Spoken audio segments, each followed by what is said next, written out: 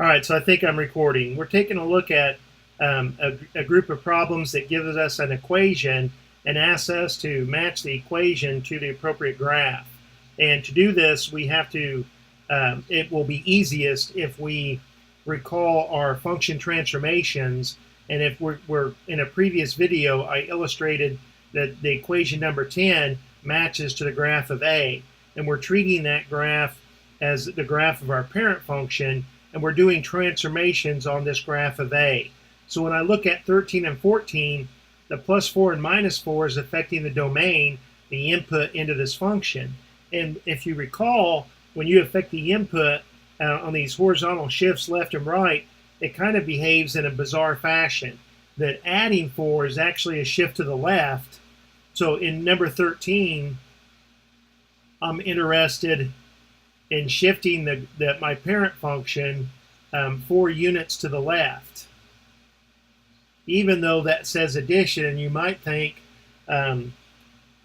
before that we learned about transformations, I think it would be natural to think, hey, that's a shift to the right. That's why I say it's kind of bizarro world. It's bizarre in its behavior. The minus 4 is the one that's actually a shift to the right 4 units.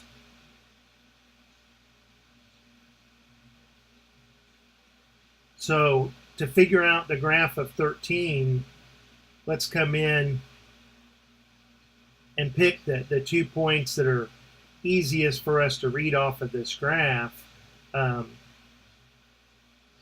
0, and 4, 0.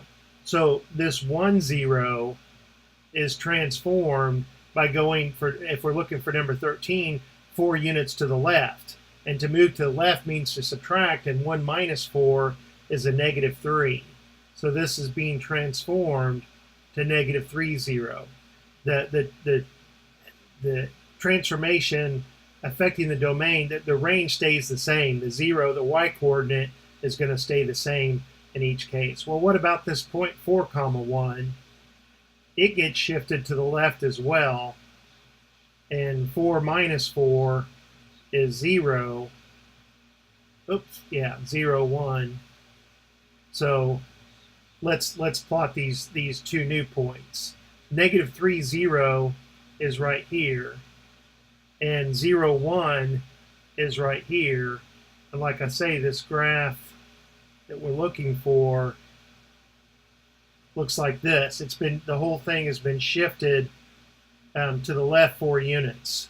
So if we look among our choices here, choice J is the one that appears to be passing through negative 3, 0 and 0, 1, and it's got that the same shape that for the graph from the graph of A that has just been shifted to the left 4 units. So our answer for number 13 is J. Now, let me erase this. And I don't think that I can come in and erase that line on that graph without actually erasing part of the graph. But since I'm going to be shifting this new one to the right, it may look strange, but I don't think that'll bother us. All right, so if I now think about what the graph of 14, what this equation matches to, I'm going to take the graph of A and shift it 4 units to the right.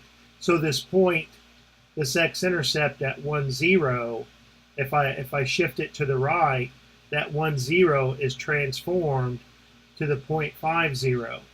If I have this point 4, 1, and I shift it to the right 4 units, it's going to be transformed to 8, 1. So I'm looking for a graph that looks something like this.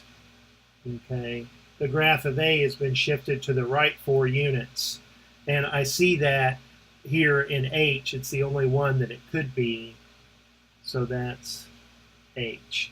So again, if you recall your transformations, and that will help, and that will prevent you from having to create a table and then point by point, look at the table and find the graph. If you think about how this graph is shifted to the left, to the right, up, down, reflected.